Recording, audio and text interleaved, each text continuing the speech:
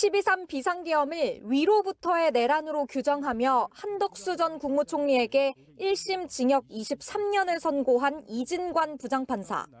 한 전 총리와 같은 내란 중요임무종사 혐의로 기소된 박성재 전 법무장관의 심리도 맡고 있습니다. 이 부장판사는 한 전 총리 재판 때와 마찬가지로 피고인을 향해 직접 질문을 쏟아냈습니다. 특히 12.3 비상계엄을 반대한 게 맞냐고 캐물었습니다. 이제 12.3 비상계엄 때 반대를 했다 이렇게 이제 말씀하신 것 같은데 피고인 어떻습니까? 반대하신 게 맞습니까? 박 전 장관은 반대한 게 맞다고 말했습니다.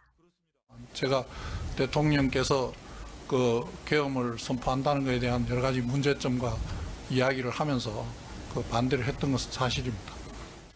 피고인은 왜 반대를 했습니까?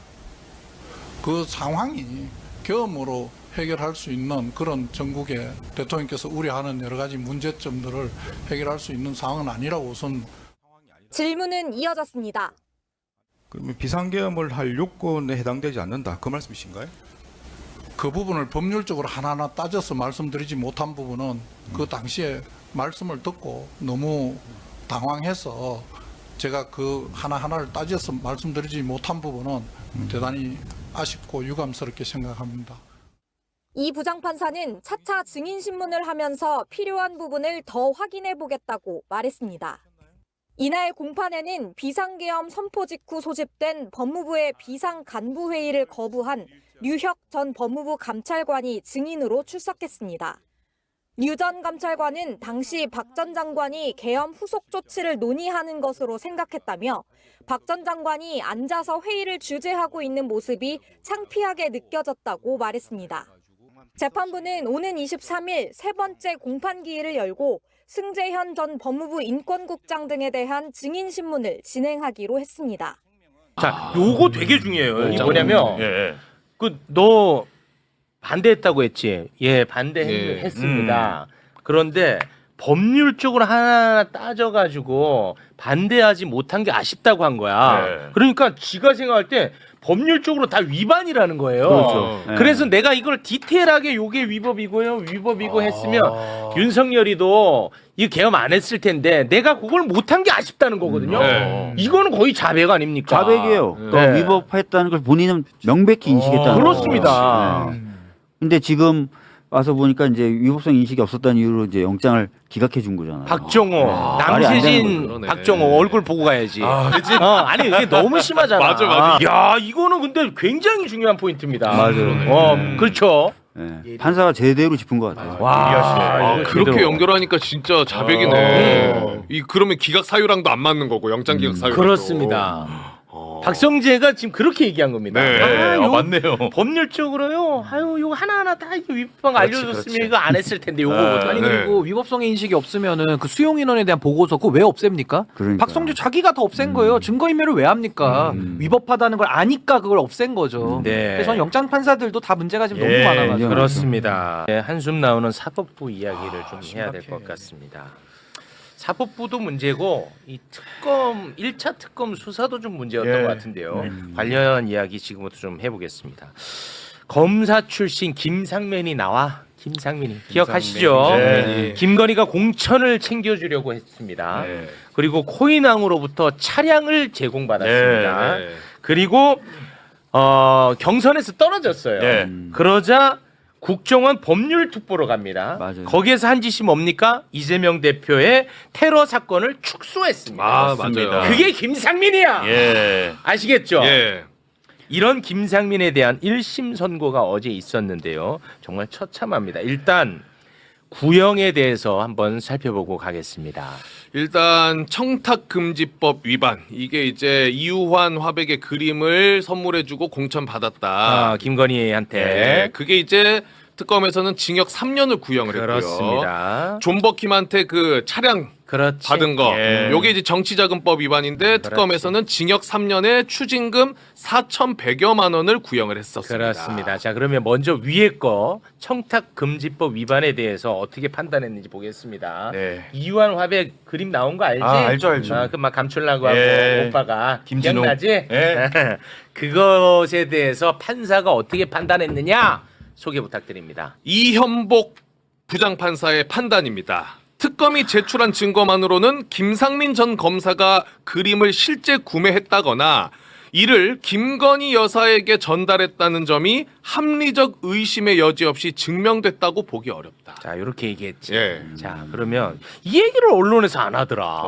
자, 지금부터 언론은 그냥 이 무죄 나온 것만 전달해. 그럼 무슨 언론이야? 앵무새지. 그렇죠. 이게 뭐야 그게? 자, 다시 한번 판사의 판단 다시 한번 볼게요. 요거 좀 네. 머릿속에 좀 담아두세요. 어떻게 네. 판단했는지.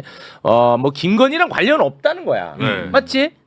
맞죠? 예. 자, 그러면 이거를 완전히 반박할 만한 증거 한번 지금부터 여러분께 소개해드리겠습니다. 그림 중개업자가 법정에 나와서 증언한 게 있습니다. 법정에서? 법정에서 예. 강모 씨인데요. 소개 부탁드립니다. 김상민 전 검사가 취향이 높으신 분, 여사라는 표현을 사용을 했다. 소문나면 안 된다고도 했다. 냄새 너무 많이 나잖아. 네. 그래서 김건희 여사에게 주려고 그림 구입하는 걸로 명확히 인지하고 있었다. 김상민 전 검사로부터 엄청 좋아하셨다라고 들었다. 엄청 좋아하셨다. 누군가한테 줬다는 거지. 예. 자, 법정 증언 나왔지. 증언이라서 신뢰가 안 간다고? 알았어. 그럼 당신 나눈 카톡 이건 물증이지.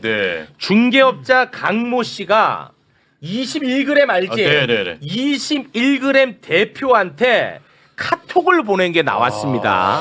여사님이 어떤 그림 좋아하시는지 아는지요? 이렇게 이제 그 취향을 확인을 한 거야. 그렇죠.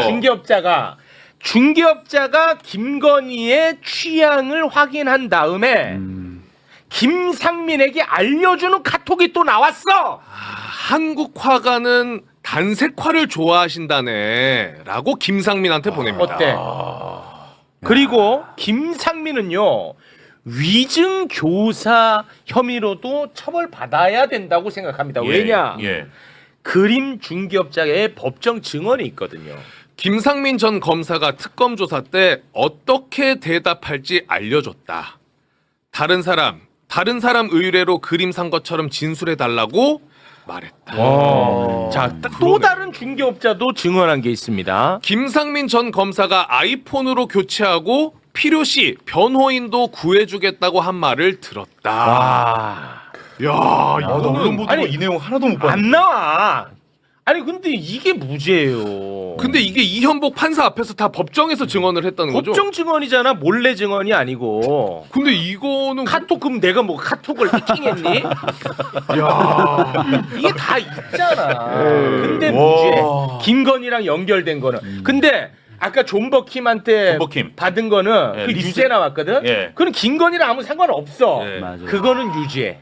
어떡할 거예요, 두 분 진짜. 아, 나 진짜 미치겠다니까요. 명태균 쪽에서도 그런 얘기가 나왔잖아요. 저 검사를 밀어주려고 하고 있다. 네. 얘기가 김건희가? 네, 예. 그 얘기가 나왔었고 저 김 전 검사가 어떤 사람이면 제가 그걸 국정감사 때 깠는데 현직 검사 시절에 뼛속까지 창원 사람이란 문자를 뿌려가지고 아, 맞아. 제가 그걸 입수해가지고 이게 말이 맞아요. 되냐라고 했는데 맞아. 난리 났었죠. 현직 검사 시절에 이제 선거운동했고 출판 기념회하고 막 했었거든요. 맞습니다. 정직당하지 않았어요? 그래서 그때? 실제로 징계가 이루어졌는데 이런 것들을 실질적으로 할 수 있으려면 뭔가 강력한 백이 있어야 되는 거예요. 그렇습니다. 그때 검찰총장부터 시작해서 다 말도 안 되는 일이라고 했는데도 맞습니다. 불구하고 버젓이 출판기념회 열고 할 예, 정도의 예. 대단한 사람 또는 그 뒷배가 대단한 사람인데 당연히 여사라는 존재가 있었기 때문에 가능한 일이라고 생각되는 거죠. 네. 그런데 무죄. 김상민 검사는 그 판결문 보면 2022년 7월 달에 김건희를 처음으로 만나서 김건희와 수시로 카톡으로도 서로 메시지를 주고받고 또 거기 보면 김건희의 개인적인 뭐 법률 자문이라든가 가족들의 그런 것까지 다 챙겨줬다고 해요. 예. 그러면서 2023년 9월 달에는 김건희 비화폰으로도 통화를 한 적이 있다. 네. 라고 판결문에 네. 판사가 이렇게 써요. 네. 그러니까 자기가 무죄 주기 좀 껄쩍지근했나 봐요. 그러니까 유죄로 볼 수 있는 것들을 또 쭈루룩 써놓고 네. 나중에 무죄 이렇게 하는데 결국은 다만으로 다 해결되잖아. 다만. 그렇습니다. 네. 아니 그런 이제 김상민이가 자기 이제 그 공천 받으려고 이 그림을 갖다가 이제 구입해서 김건희한테 선물을 하려고 그랬고 예. 아까 말씀하신 그 취향이 높으신 분 네. 그다음에 여사님 뭐 네. 이런 표현이 사실은 이제 법정 증언도 나왔지만 카톡에 또 있습니다. 그러니까요. 네. 카톡으로도 취향이 높으신 분이 줘야 네. 되는 거다라고는 명백한 증거들이 있으니까 그 강모 씨라고 중개업자가 네. 거짓말 못하고 그냥 그대로 법정에서 진실을 말한 거 아니겠습니까? 그렇습니다. 그럼에도 불구하고 이게 무죄. 저는 무죄 판결 쓰기가 더 어려워. 그러니까 쓰기가 진짜 어려울 것 아니 같아요. 근데 네. 지금은 무죄 판결 그냥 막 써요. 아. 그러니까 이면지로도 못 쓸 정도로 그냥 해계한 논리를 막 만들어가지고 뭐 계약서 안 쓰니까 무죄 뭐 이런 식으로 지금 쓰면서 이제 김상민, 김혜성까지 온 건데 저는 이게 정말 사법부가 조의대 체제 하에서 너무 지금 이상하게 변질되고 있다라는 맞아요. 걸 저는 문제 제기를 먼저 해야 될 것 같아요. 그 부분이 있고 또 하나는 지금 김건희랑 가까운 사람들은 다 무죄 나오고 다 있거든요. 무죄 사실 저 나왔습니다. 김건희 무죄 중이랑 똑같아요. 네. 그래서 우리가 옛날에 뭐 무건 유죄, 유권 무죄 해가지고 권력 있으면 무죄냐 이랬는데 지금은 유건 무죄, 무건 유죄. 그러니까 건의와 같이 있으면 무죄가 나오는. 아예 그냥 사자성어 이걸 바꿨어야 될 정도로 김건희 패밀리에 대해서는 완벽히 봐줄 결심으로 지금 법 논리를 해계하게 만들고 있거든요. 전 여기에 대해서는 정말 이제 국민들이 인내심의 한계를 이제는 저는 다 느끼고 계신다고 저는 봅니다. 네. 아주 제가 유전 무죄를 유건 무죄로 만든 거지. 이제 건의를 써서 유건 무죄로. 김건희로 좀 너무 만들지 바꿔봅니다. 마. 아주 명확한 증거가 없으면 이제는 노력을 해도 뭐라 더 헷갈려. 아니 건항이 아니라 건으로 바꿨다고요 제가. 건이. 알았어. 알아. 칭찬받을 줄 알았는데. 알아. 다 알아듣고 있어. 그러니까 굉장히 엄격한 잣대, 아주 명백한 증거 이런 게 없으면 다 무죄다라고 지금 해주고 있거든요. 김건희와 관련된 사건에서는 특히 이 김성민 검사 같은 경우에 돈이 계좌에서 나왔다 뭐 이런 증거가 없다는 그런 논리거든요. 그러니까 그거 굉장히 황당한 거죠. 황당하죠. 네. 누가 그럼 계좌에서 돈을 빼서 뇌물을 줘야만 그러면 앞으로는 처벌이 되는 겁니다. 계약서를 써야지만. 계약서를 써야만 처벌받는 겁니까? 아니 계약서 쓰면은 또 무죄, 안 쓰면은 또 무죄. 그냥 뭐 아무튼 김건희로 올라가는 쪽 관련해서는 다 무죄야. 무죄. 그냥 난 차라리 그렇습니다. 아니 김건희랑 관련 있으니 무죄입니다라고 차라리 그냥 그냥 그렇게 해. 심각합니다. 자 안 그래도 또 김건희 집사 김예성, 김예성 우리가 굉장히 심연보 기자님이랑 관심 많이 가졌던 사안이거든요. 맞아요. 네, 그렇습니다.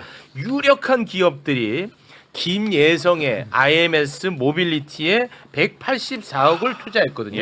말이 안 돼. 이거는. 그래서 김건희를 보고 투자한 것으로 우리는 의심했죠.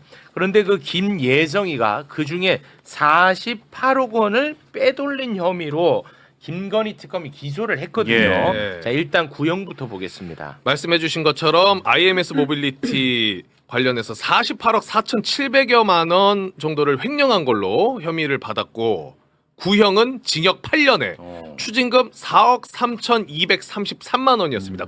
구형이 이렇게 이제 구형을 했거든. 예. 그런데 사법부가 저 48억을 또 쪼갭니다. 이렇게 쪼개가지고 하나는 무죄, 하나는 공소 기각을 해버려요. 24억 3천 횡령한 거는 무죄. 그리고 나머지는 개인적 횡령 관련해서는 요거는 특검 수사 범위가 아니다. 공소 기각. 이거는 진짜 말이 안 돼. 아니 김건희를 보고 184억 원을 투자했다는 거에서 이제 여기에서 시작되는 거야. 여기서 파생되는 거거든요. 그럼 김건희 특검 수사에 범위에 당연히 해당되지. 그렇죠. 여기서 파생되는 모든 일들은 이거는 진짜 너무 심한 것 같은데 공소기가. 그러니까 실제로 보면은 그 특검법에 보면은 뭐 증거가 겹친다거나 하면은 다 수사 대상이 되는 것으로 써놨거든요. 네. 그러면 사실은 김건희를 보고 돈을 줬다 이런 정황만 있으면 사실 다 관련 사건으로 포함돼서 수사권이 있어야 돼요. 너무 당연한 거 아니에요? 근데 굉장히 관련 사건, 관련 범죄의 범위를 엄청나게 좁게 보고 있어서 제가 오늘 아침에 다른 매체에 나와서도 인터뷰했는데 혹시 이거 빌드업 하는 거 아니야? 그러니까 19일 날 있을 윤석열에 대한 재판에 있어서 수사권, 공수처의 수사권 관련돼서도 굉장히 좁게 해석하려는 거 아니야? 이런 의심까지 들더라고요. 근데 저희가 이게 특검법을 만들 때 원래 이제 그 김건희와 관련된 사건과 연관된 사건, 그러니까 한 다리 걷는 것도 수사할 수 있도록 해놓고 그 다음에 또 그것도 불안해서 그 한 다리 걷는 거에서 또 한 다리 걷는 거 그것도 수사 범위가 되게끔 그 16호 17호에다 만들어 놓은 거거든요. 네네네. 그 개정안에 다 이렇게 나오는데 법원이 한 다리 건넌 것까지는 인정을 하겠어. 근데 두 다리 건넌 거는 안 돼. 라고 이렇게 판단을 해버린 거예요. 이게 법 왜곡이네. 그러니까 입법자의 의사를 갖다가 완전히 왜곡시킨 거죠. 그러네요. 그러니까 열받더라고요. 아니 우리는 안전하게 만들려고 두 다리를 갖다가 해갖고 튼튼하게 쳐놓은 건데 그걸 갖다가 그냥 지 마음대로 막 해석해갖고 없애버리니까. 그러니까 좀 일단은 그 점에서는 열받았고요. 네. 그다음에 이 IMS 모빌리티는 비마이카 사건인데 이거는 사실은 박근혜 때 그 미르재단을 상상하고 그거에 대한 수사를 하라고 저희가 특검한테 보낸 거예요. 이 예컨대 이제 이 IMS 모빌리티 비마이카가 346억 누적 손실이고 그다음에 자본금보다 900억 원이 많은 부채가 있는 회사 아닙니까?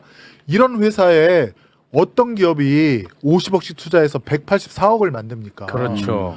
그럼 거기에 들어간 기업들이 다 그때 당시 윤석열한테 조금 이렇게 사정해야 되는 네. 민원이 있는 기업들이 다 그렇습니다. 했고 그다음에 한국증권금융이라 그래갖고 아주 증권가에서는 까다롭기로 유명한 공공기관도 거기다 50억을 투자를 해요. 그렇습니다. 그 힘이 어디서 나오는 거냐? 네. 그걸 수사하라 그랬더니 네. 그거는 수사 안 하고 그냥 그 누구죠? 김현성 씨가 받은 48억을 조영탁이 준 거 네. 그것만 이렇게 똑 맞아요. 띄어서 하니까 그것만 떼서 했더라고. 그러니까 판사도 또 이제 구멍이 생긴 거예요. 그러면 이 형사 사건이라는 건 전체적인 걸 보고 전체적으로 정확하게 해야 빠져나갈 틈이 없는 거지. 어느 하나 똑 떼놓으면 그걸 갖다가 맞아요. 다른 걸 조작함으로써 요것마저도 이상하게 되는 거예요. 그러면 이렇게 보면 될까요? 김건희 특검도 사실 좀 소극적으로 성의가 수사를 했고, 없었죠. 성의 네네네. 없었고 사법부는 그걸 그 성의 없음을 그대로 받아준 것 아닌가? 그렇죠. 그러니까 요 차이로 보시면 돼요. 우인성 재판장과 이진관 재판장 차이인데 그렇습니다. 구멍에 대해서 이진관 재판장은 야 공소장 바꿔라고 해서라도 처벌을 하고 구형량보다 더 때려요. 그렇습니다. 근데 그 우인성 판사는 니네 자본시장법 이거 방조인데 약올르지 메롱하면서 그냥 방조 아니니까 우리는 무죄야. 네. 이러고 있는 거거든요. 맞습니다. 그래서 저는 이게 뭐가 문제냐?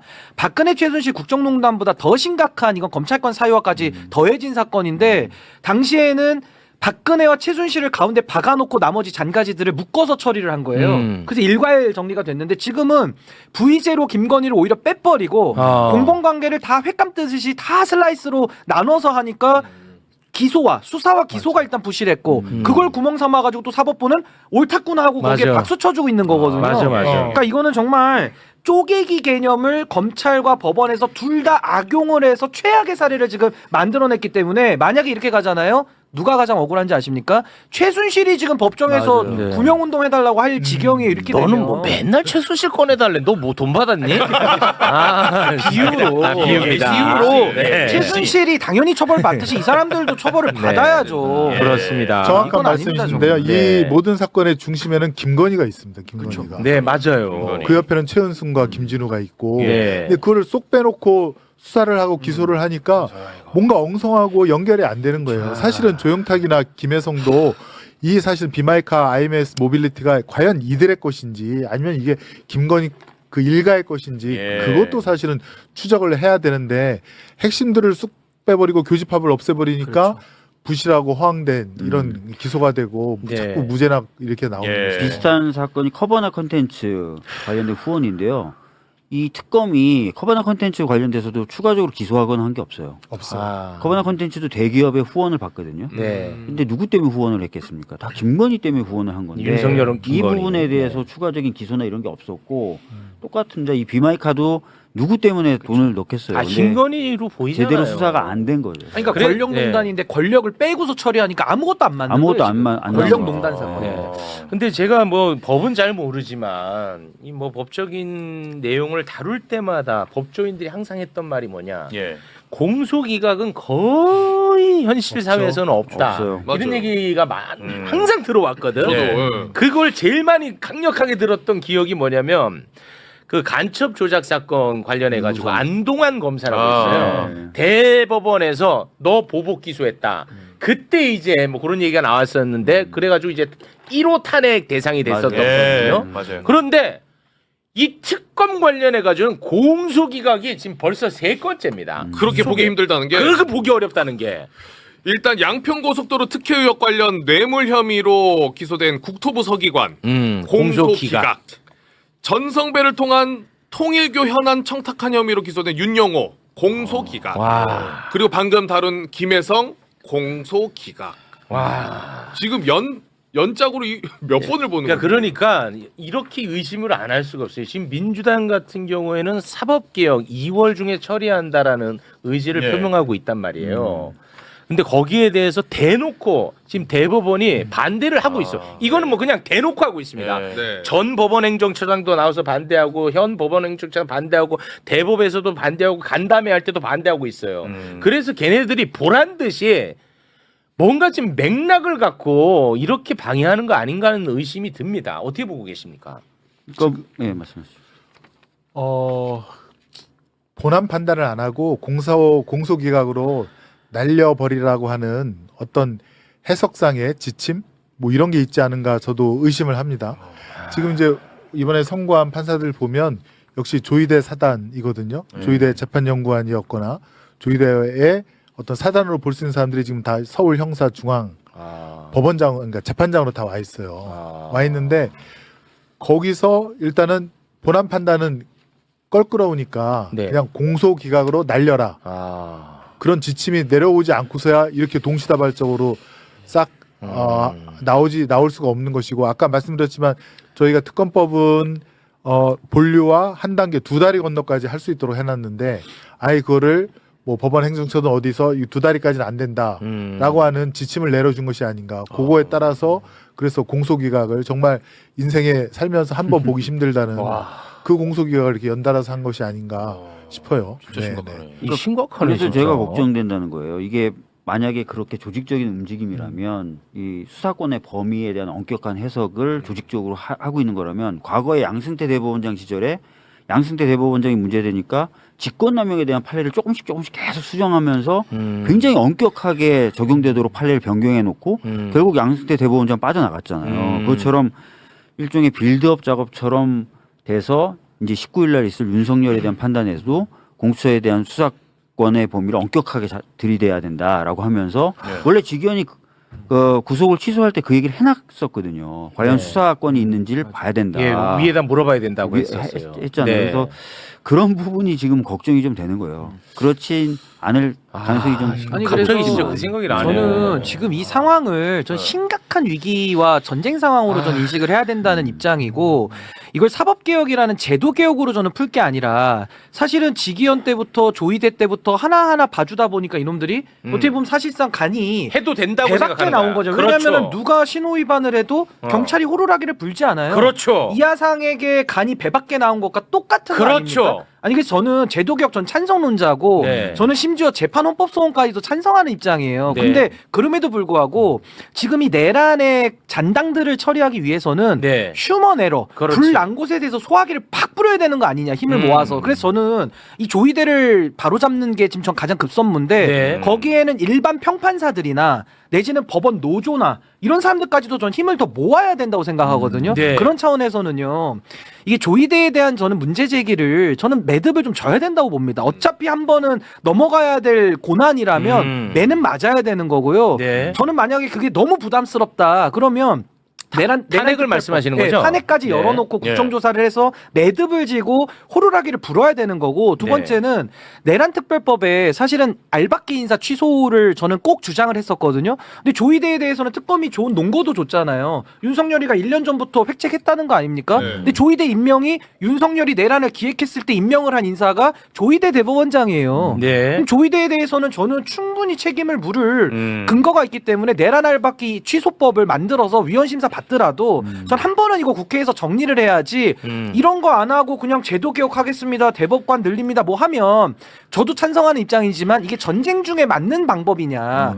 저는 조금 더 이거 휴먼 에러에 더 집중하는 것이 필요하다라는 주장을 하고 있고 민주당에서도 좀 더 적극적으로 저는 고민을 더 하셔야 되지 않나. 네. 저도 100% 동감하고요. 지금 사실은 12.3 내란 관련해서 이제 검찰과 사법부에 어떤 동조 세력들이 있고 거기에 어떻게 부합하려고 했는지를 저희가 이제 밝혀야 되는데 지금 이런 판결로 인해서 공소기각을 해놓으면 지금 요 앞에 있던 무리들이 그러니까 그 무리들이 이제 증거들이 지금 이제 그 수사권이 없는 특검에 의해서 압수된 증거 능력이 없을 가능성도 굉장히 많습니다. 그러면 이제 나중에 이거를 다시 압수해서 증거로 삼아야 되는데 그때는 이미 뭐 핸드폰이든 뭐든 다 없었겠죠. 뭐 그렇겠죠. 네. 압수한 다음에 다 증거 확보하고 돌려줬으니까. 네. 그러니까 아마 이 사람들이 막 들고 일어날 겁니다. 막 날뛸 겁니다. 아 이제 우리 수사는 이제 그 특검에 의한 수사는 공소기각으로 불법이 되고 압수수색물은 증거 능력이 없으니 이제 우리는 살판 났다라고 하고 아유. 막 지금 그 누구죠? 곽상도가 아, 네, 손해배상 다들- 뭐 하겠다고 하잖아요. 맞습니다. 네, 또 들고 까불더라고요. 일어나면 사실은 본류인 12.3 내란 때 검찰과 사법부가 어떤 일을 했는지를 우리가 그 제2차 특검에서 치고 들어가야 되는데 네. 거기는 못 들어가고 그 앞에서 그냥 이런 어떻게 보면 잔챙이라고 해야 되나요? 큰일이네. 앞에 있는 사람들이 막 신나서 막 떠들고 다니니까 네. 굉장히 혼란스럽고 진실 규명이 아니 그 어려워진다. 말씀을 또 듣고 보니까 네. 2차 종합 특검 수사 대상자들의 태도도 매우 비협조적일 가능성이 높아지겠네요. 또. 그렇습니다. 네. 지금 기가 살았습니다. 그쪽은 지금. 아이고. 아니 그러니까 저는 법원 구성원 특히 이제 문제적 판사들이 있잖아요. 있어요. 전 그 사람들한테 가장 두렵고 무서운 거를 우리가 해야지. 그냥 제도 교육이라는 거는 그 사람들이 적용 받을 수도 있고 또 적용 안 받을 그렇지. 수 있기 때문에 그래서 뭐- 별로 안 와닿아요. 내 목줄까지 이게 꽉 뭐가 들어와야 이분들도 뭐 긴장하거나 똑바로 정신 차리지 않겠습니까? 저는 이진관 재판장이 지금 굉장히 고립될 것 같아요. 이렇게 맞아요. 가면. 예. 그래서 저는 국회가 유일하게 국민들이 위임을 한 기구기 때문에 사법부에 대해서 전 단죄할 건 단죄를 정확하게 해야 된다. 그래서 저는 제도 개혁이라는 거는 어떻게 보면 좀 편해요. 그냥 뭐 정리한 것 같은 티는 나고 정리도 안 되면서 그냥 어물쩍 넘어갈 수 있는데 그럴 게 아니라 조희대부터 지금 문제 제기 뭐 영장 전담 판사니 뭐 김인택도 뭐 청탁금지고 약식 기소 간다면서요. 약식 기소. 왜 근데 징계 안 합니까? 근데 저는 국회가 만약에 다수 의석이 아니라면은 제가 아유 그래 다음 총선 때 표 더 몰아줘 이럴 수 있는데 지금 민주당이 160석을 갖고 있어서 마음을 먹으면 조희대부터 다 쫄게 만들 수 있거든요. 네. 근데 왜 그거를 저는 안 하는지가 네. 오히려 사법부의 저 간이 배 밖에 나오는 행위를 더 촉진하고 있는 거 아니냐. 네. 저는 좀 명확하게 바로잡아야 된다고 봅니다. 아, 저희들이 좀 더 긴장을 해야 될 것 같고요. 긴장 가야 돼요. 네. 긴장 긴장을 가져야 해야 됩니다. 될것 같고. 뭐 두 분하고 오늘 뭐 그 얘기를 나눌 거는 아닙니다만 그 특검 후보 2차 종합 특검 후보 추천 관련해서도 뭐 두 분과는 뭐 얘기 나눌 건 아니지만 솔직히 말해서 무슨 뭐 친정청래든 반정청래든 다 관심 없었잖아요. 우리끼리 솔직히 야 맞잖아. 사실 맞잖아.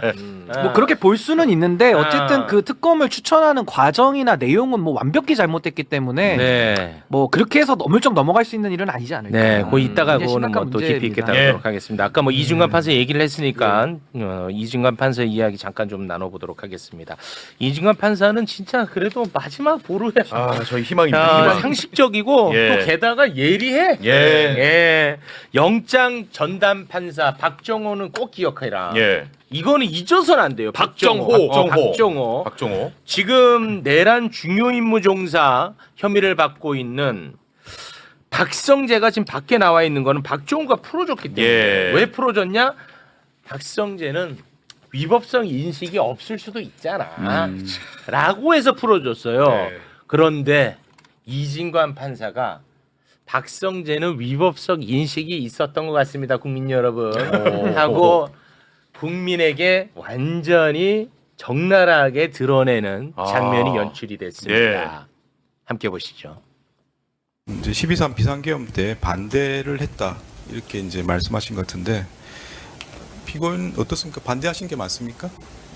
다른 분들이 제가 반대하는 모습을 못 봤다고 말씀하시는 부분도 있는 것 같은데 제가 대통령 집무실 안에서 대통령께 계엄의 여러 가지 문제점들과 그런 상황들에 대한 이야기를 하면서 말씀을 드렸고요. 계엄을 하는 것은 옳지 않다는 생각으로 계속 말씀을 드렸습니다. 큰일 났다. 그러면 비상계엄을 할 요건에 해당되지 않는다 그 말씀이신가요? 그 부분을 법률적으로 하나하나 따져서 말씀드리지 못한 부분은 그 당시에 말씀을 듣고 너무 당황해서 제가 그 하나하나를 따져서 말씀드리지 못한 부분은 대단히 아쉽고 유감스럽게 생각합니다.